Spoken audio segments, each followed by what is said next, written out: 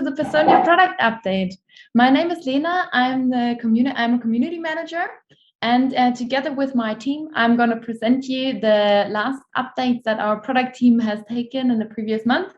And I try to cover everything during my presentation. In case you do have questions, you're welcome to ask them in the Q&A section.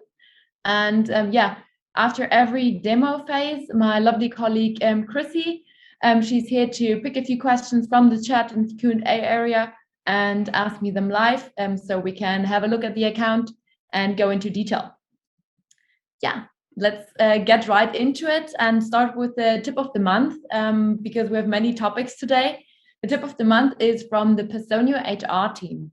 The Personio HR team is now writing an article on how they do things in Personio, in the community. So you can find it under how Personio's own HR team uses the documents functionality and find some insights.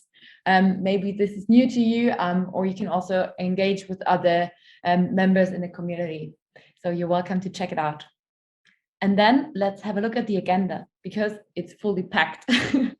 In HRM, I have an update for you in the absence tracking in hours. I have an update regarding the attendance period report, regarding performance and training management. Now you can invite employees, and on offboarding, there's also an extended functionality to invite external email addresses in the emails, in the onboarding emails. And also I want to give a short outlook on what's coming soon: automatic deficit hours for everyone. I'm sorry if you hear any noises in the background. I hope you can still hear me fine. We have constructions going on in our office, just so you know. It's normal and scheduled. Regarding the integrations, so I have brought 6 with me today, and I will introduce them shortly because we put our focus on the demos today. And I'll also have one last highlight for you. It's the smart scheduling. Also, if you do not use the recruiting and the smart scheduling yet, it's worth staying and checking it out, because it's amazing what you can do with one single click. Yeah, then let's start right into the first topic. So with absence hours, like with hourly absences, it is now possible to first also have a carryover into the next year. And secondly, it's possible now that the absences are shown in the global calendar and also on the out-to-date widget on the dashboard. So these are the 2 new functionalities. There are more to come, but that's what our product team has released so far. Let's have a look at our account, how we can set that up. So when we go under settings here, and then under absences, then we do have different type of absences. Here is one type that I have created in the past already, which is an hourly absence.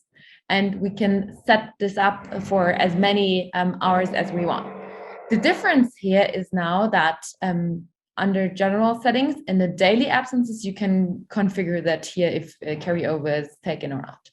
Now, with the hourly absences, we got the feedback from customers that they want to define that in every accrual policy.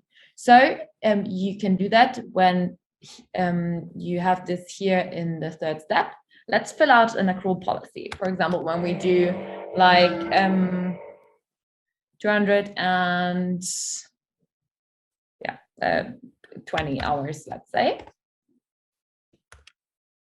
and Italy. Call that. Then we grant 220 hours. We create a cycle, how long this is valid. And then, as in every accrual policy, we set this up. Here, that's what's new now. Allow carryover, we click yes, because we want to try it out. And there are new settings now. So here, now the specialty is that you can now define how many days can be carried over into the next year. You can define, for example, 40 hours can be carried into the next year. Now you have to define until when or you can also just leave it. But in many cases, customers want to define until when the 40 hours need to be taken unless they expire. If we choose now after 3 months, for example, then it's showing here 1st of April that it's expiring, or after 6 months, then on the 1st of July, it's expiring.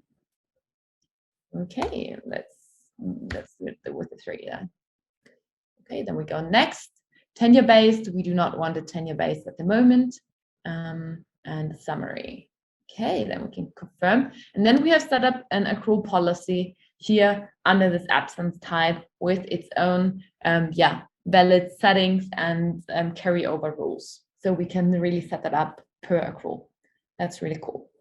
And when we have a look at someone who has an absence in her account already, then we have a look at Lena's profile, because I have prepared that for us.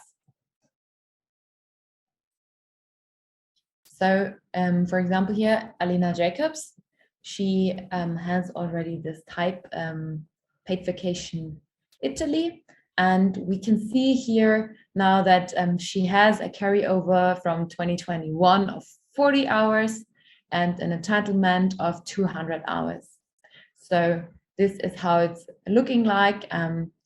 Like this is basically the same as in the daily. Just one difference is, with the days, you cannot say, okay, I want to cut at 5 days. That's the advantage here that you have with the 40 hours. And that's pretty cool. And here you see that she is currently also absent. And so we should also see that here on the dashboard, on the out today widget. Exactly, Lena Jacobs here is not in the office. She's not working. And when we also go to the absence calendar, we can see that here too. And if you, like now we're in the admin view, so we can see every absence type here, paid vacation Italy. But for example, if you allow your employees only to see that someone is absent, but not the kind of absence, then you can configure that too. And it's very important that you add that here under settings, calendars, and then you have to tick that here so that it's showing under general absence. So you need to check that out if it's here ticked already, unless please do so. And that's it to this functionality. Chrissy, I'm handing over to you. I have seen that the Q&A section was quite calm. Are there any questions? Hi, Lena, and hello, everyone. No, there's no question so far. You can go on, I guess. Okay, then thank you, Chrissy. Then I'm going to continue with the next topic. It's about the attendance period report. It's especially important for those who have many employees tracking their time and attendances. With this report, that's basically the only basis where you can pull all the information, how long and how many breaks, and the detailed information out of Personio. And that's why it was very important, and many have used it, and many had many lines in it and many entries. So our product team decided to only show 1,000 lines in the web version. And as soon as you have hit the 1,000 lines and have more, then there is a prominent message showing that you can export it. And if you want to export many data sets, then they recommend also to download the CSV file. It's a bit quicker than the Excel file because you get the 2 options. Just as a side note. So that is easier and more comfortable now for big accounts or accounts who have many attendance periods data sets. So much more easy and faster. And the next topic is on performance and training management. Now it's possible to invite to invite employees to sessions. And you can see in the screenshot already with the different statuses. It's pretty cool because now you can invite them all at once with just a few clicks, and you have a good overview. And also if you decline a training, for example, you can just delete it or remove specific employees, and then everything is automatically being canceled. You do not have to write someone extra and inform them. They're being informed automatically. That's pretty nice and smooth. Let's have a look at how it looks in the account. So, okay, when we go on the performance and training management button, this button is only visible for you if you do have the performance and development package. So if you cannot see this button, then you do not have the package at the moment. Yeah. In case you are interested, please reach out to your growth manager. They are happy to help you. So when we want to manage, for example, here the participation of the Business German course kickoff session, then we can have a look at it. And I've prepared already something again for us, because here we see the different statuses already. I have put some employees in here, like that's what you like. We have had that in the past, so I won't go into detail. So you can add new participants over here.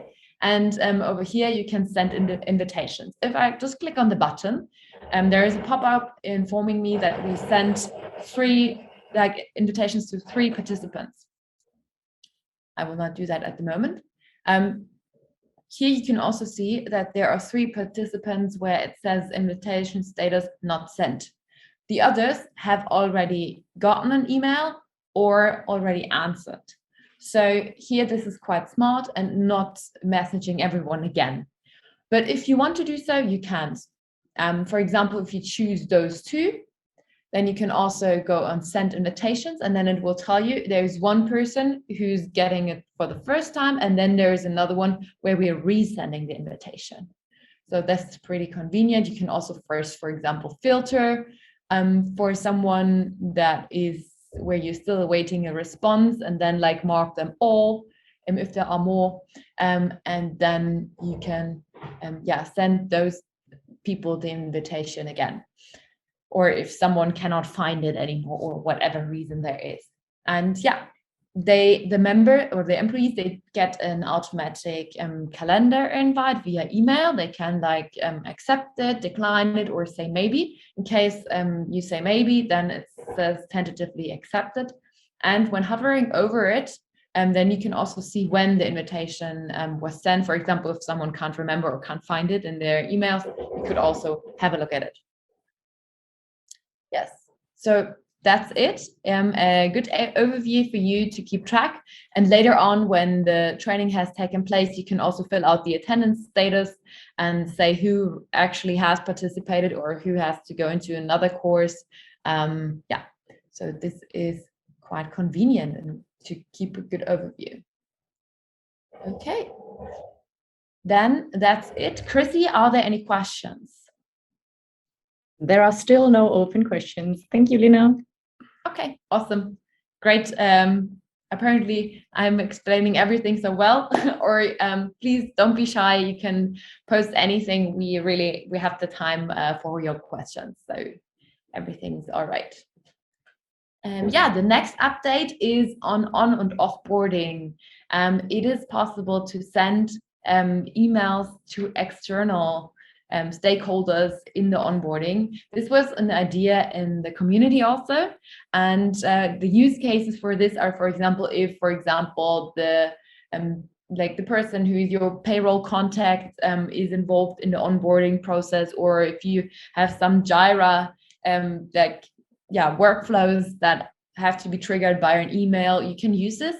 And like now in the screenshot, you see that you can just add here as recipient an external email address. And as soon as you have ticked that, there is a new field opening up where you can enter the one email address. It's important to mention here that limited to one email address. So you cannot put many people in CC. There's one email where you can send it to, and then trigger whatever process you need. This was a highly requested feature from many customers, and I'm very glad that our product team could realize that. Okay. Then the last topic in HRM is about automatic deficit hours. So this means when there is no time being tracked, then there is like the daily hours that someone has in their attendance working schedule, then those hours are detracted from the overtime account. So this functionality is rolled out for new accounts already, and until end of July, that's what our product managers are aiming to, being rolled out to all customers. So if you are using attendances, etc., it's of course more complex to roll it out there because nothing can go wrong there. And so they need a bit more time for the existing customers and live accounts. So please keep that in mind, that it's always more complex to roll out something for an existing customer than for a new account. Yes, and that's it. Coming to the end of HRM. Chrissy, I'm handing over to you. I've seen there were a couple of questions now, even though if they're about a previous topic, you're welcome to ask them too. There was a question about the previous topic. It's from Wouter. And it's the following question. When you say calendar, is this Outlook or Personio? In which context was that? Do you know that? It was due to the training. Thanks, Wouter, training? for helping out. Okay. No, this is really their calendar. So, for example, I have tested it with my account, and I got an email. I'm using a Google email address, and it was also a Google appointment, so I could just click yes, and then it was added to my calendar. Yeah. Okay, thank you. Thank you. Were there any other questions coming in? No, that's it so far. Thank you. Okay. Thanks a lot. Then let's continue with the integrations. Okay, I have brought 6 integrations with me, but since it's not all relevant for you, we decided to break that down to like just a short description what the tool can and what it is about. And if you have a further question, you're welcome to ask in the community, for example, if someone has experience with it already, or of course, check out the marketplace. There are always more detailed information, for example, which data is sent, etc. Let's get started with the first one. It's time tag, or I see I have a typo in there. Actually, it's time with an E in the end, of course. It's a time tracking system. It's web-based, and you, for example, can do project-based time tracking, the absences, etc. And there are different modules that you can book with the tool. You can make it quite convenient for you. Then Bond Republic, it's a talent management platforms with surveys, OKR tracking, idea management, employee benefits. So it's basically about employee well-being, and therefore hosted in the performance and engagement area of our marketplace. Digura is a digital service provider for the offer and management of company pension schemes. And mainly for mid-sized companies, but of course everyone can use them. So you can check them out too.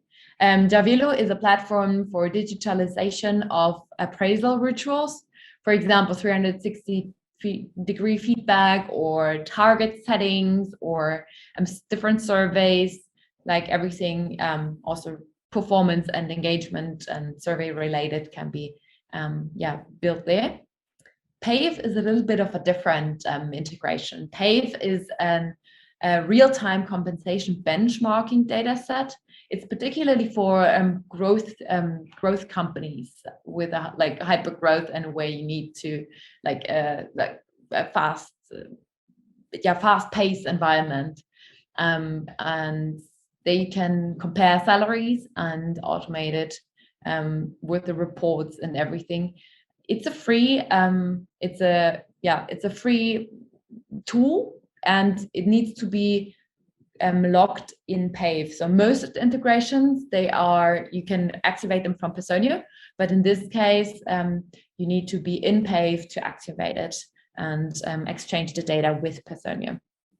And then the last integration is RAMP. It's an automation platform for company cards and finance. And with that, you get real-time view of your company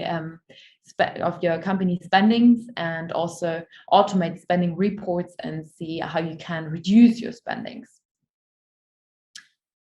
So yeah, these are all quite clever solutions. In case you are already using it, you can now connect them with Personio, just for you to know. And also in case you are looking for a solution, it's always worth checking out the marketplace, which tools there are already, and connecting with Personio.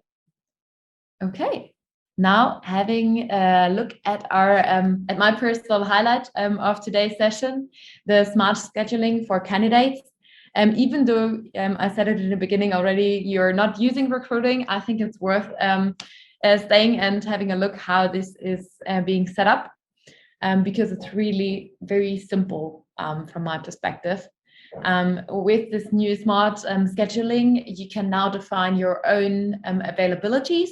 So you set up in your personal settings, I will show you in the demo shortly, but you will set up the frame from when to when you're working, when you have like focus areas or a long lunch break to pick up the kids from school or whatever. And then it also matches with your calendar. So your availability is always automatically being displayed. And the candidates can choose like this freely when it suits best for them. And when you or your other interview partners, so also if there are several employees in the interview process, it finds a spot in every calendar. So that's pretty cool about it. It's not just about one person's calendar, it's comparing all the invited participants' calendars. So that's pretty cool. And yeah, of course, this gives you a lot of time and or saves you a lot of time for other things that you can use them for, because you do not have to rearrange or move meetings. So that's pretty cool. And yeah, let's have a look how this is. Sorry, I wanted to switch the screen and show you how this is looking when we are a recruiter. So first of all, when we want to start an interview, is that we check the availability. Ronald Ray, for example, he is involved in recruiting. It's a prepared role. I have two roles that are prepared and that I'm using. Okay, I'm logging in as Ronald. And one very important note here is that in order to use this functionality, you need the calendar integration. The calendar integration is powered by Chronify. It's a subcontractor of Personio, and it's free, so you do not have to pay anything. You just need to activate it. Oh, sorry. Okay. Sorry, I had to refresh the page. There was an error. Under personal settings, when I go, and then I need to configure first the calendar availability of Ronald. For example, here on Friday when he has his focus day, or here he has a longer lunch break, then he can define that. And for example, here it's super easy and simple, the UX. Here, for example, the green areas, they are the areas where interviews can take place, and the white ones, they are when someone is not available. Now let's change those, let's apply those changes. Okay. And when we have a look at a candidate now, I've prepared a candidate too. It's called Lena Müller. And just to show you how that looks when there is an interview already created, and then we also will create one. So here the first phone interview was organized by Ronald, but he's not a participant. So only Sabrina and Lena are participants, and it's a phone interview. And yeah, here it is the case that but like as soon as the scheduling link was sent, Lena got a link to choose her time slot. Afterwards, Sabrina also got the confirmation that Lena has accepted and has chosen a time slot, and Sabrina also got automatically a message to confirm the date and the time. And as you can see here now, she said that she's attending. In case she's declining, you can see that she had two. So that's how it's looking like. And here with a telephone interview where there's no link, Here you can also see that, for example, with Google Meet, it would work with all the other video integrations that we have via the calendar integration too. So you can just choose that, but here we have the Google Meet link set up. So here in this case, like there are two, like the two, Sabrina and Lena have accepted the appointment already, and Ronald here, we are still waiting for a response here. He's also a participant, not just the organizer. The Google Meet link, you will see that shortly when we create our own interview. It will only appear as soon as the candidate has said, yes, I will do this in this slot. So we have a look at that now at another candidate who does not have so many interviews yet. And then you see how it is looking when they are invited. So for example, when we have Annie, this morning we have set up an interview for her already.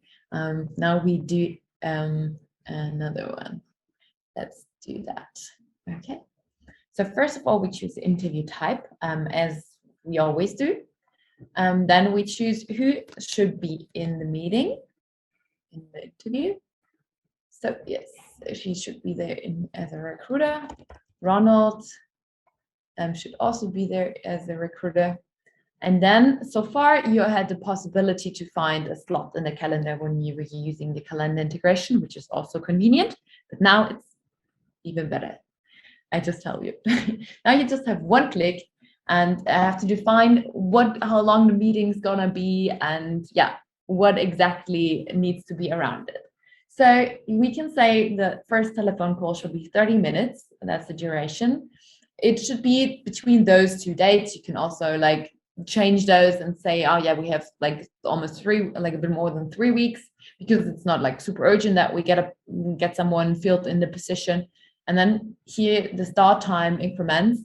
This is the difference. Like, for example, if you have a longer block that you have free time, then the candidate can choose every hour, 15 minutes or 30 minutes. There's a new slot that it's offering. The tinier the slot, the more slots there are in your calendar. Yeah, here we can say that. And of course, very important start time buffer and end time buffer to your other meetings in your company calendar. For example, in your Google Calendar, if you have like, it's important that you obviously have blockers in there for projects, or if you have a team meeting, that you have a blocker in your calendar. And then, yeah, the tool knows, okay, it needs to leave like 10 minutes before the last, like starts after the last meeting, and not less than 15 minutes before the new meeting, because afterwards you maybe prepare or like, yeah, arrange with a colleague or chat about it, make notes, etc. And yeah, do your homework after the interview. So you can always define those buffer individually. And then you can create a link. So, and yeah, now we have set up this link. The next very important step is we have to define if we want to do a telephone call or a Google Meet in person. With telephone and in person, like there are no links saved, but for example, with Google Meet, there is happening something and there's automatically a link created as soon as the participant is choosing the date. So location, we could do that, for example, if we are in the office and Ronald and Sabrina are meeting in one meeting room, and taking it from there. And then of course we always choose a reminder here. Here, note for the interviewer, we do not need that at the moment. And then here we can send an email. Okay. So here I have prepared an email template already. And I want to show you that like this, you can insert the scheduling link. But there's also a placeholder that like immediately has the scheduling that you can see here in there already. So that's also what you can do. And then you can like individualize and then you can send it off. Okay. After you have sent this off, You can now see here Google Meet link is still waiting until the candidate picks a slot. And here you see the scheduler link is sent, is the status. Here you can go to the scheduler link page to know, okay, are there really enough days available? I show you how this is looking like. For example, here, when she's choosing like Thursday, and then she can choose a time. As soon as I do that now, as soon as I click on the time, this is confirmed. So in case you want to just check out if there are enough slots available, please just go until that time, like that spot where the time is suggested and not further. Yeah. And then like after this confirmation, which usually, of course, the candidate does themselves, then the interviewers, they get a notification via email to also accept the appointment. Okay, and yeah, that's it basically. If you cancel the interview, for example, then also the candidate is automatically informed about it, and there is an email sent, and obviously also in the calendar updated. And so it's pretty easy to manage it for all the different participants, including the candidate. This is like long wished functionality from many customers.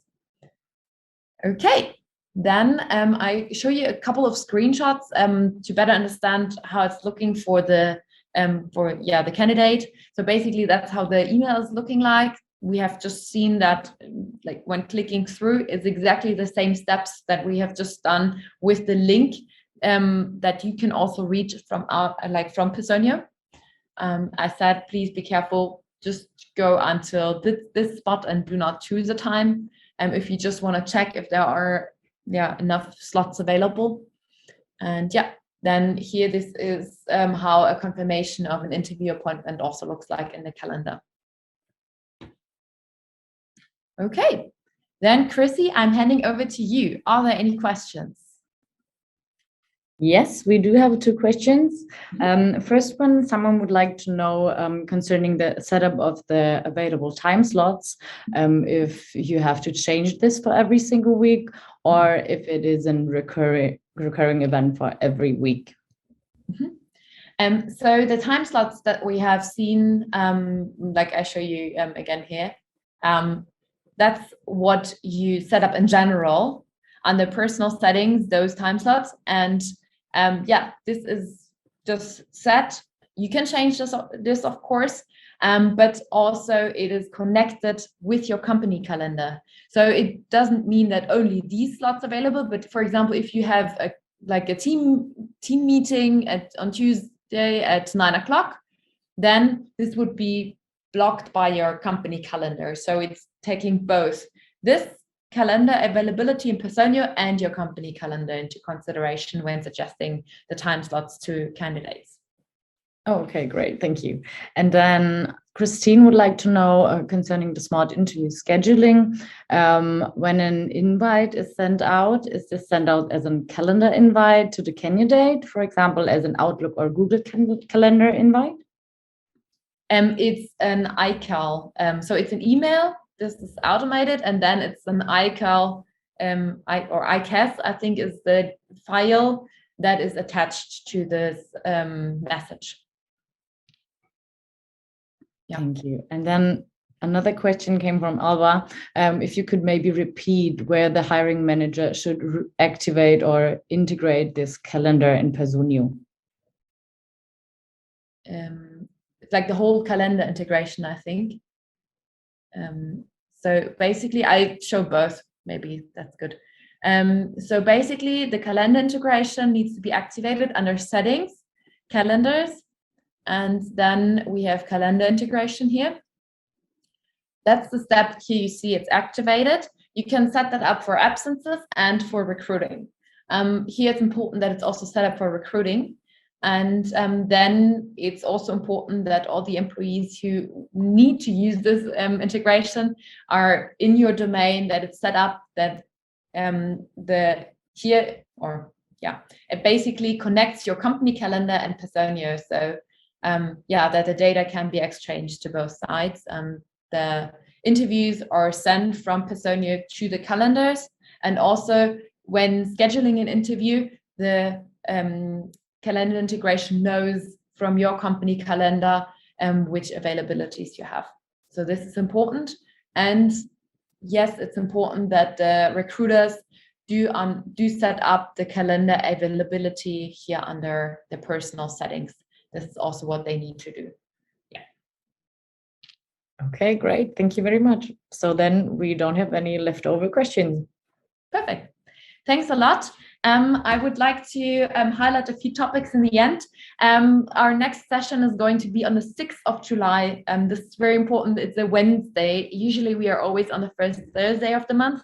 But this, the next month, we're going to have our company culture week and values day, so where everyone wants to participate, and me and my colleagues who are supporting this format in the background are of course all attending there. So we have pushed that one day earlier. It might be that your calendar entry did not move. So this was out of technical reasons. We could not move the calendar invite for those who have like an automated or recurring event. So please change that, the date, that you can attend on the Wednesday. The time and the link to the webinar stay the same. So you can always enter via this link. And we are looking forward to your feedback to this session and in general the format. If you have any suggestions, we're always welcome to hear them. And I'll see you next time, definitely. And maybe also one important note is the International User Group meeting with a big roadmap update. That might be interesting for you too. That's taking place at the end of July 27th at 3 p.m. in the afternoon. You will get the link and the info in the recap mail probably tomorrow. Then you can sign up there and stay up to date what our product team is planning for the second half of the year to develop further. Have a good rest of the day. See you soon. Bye-bye.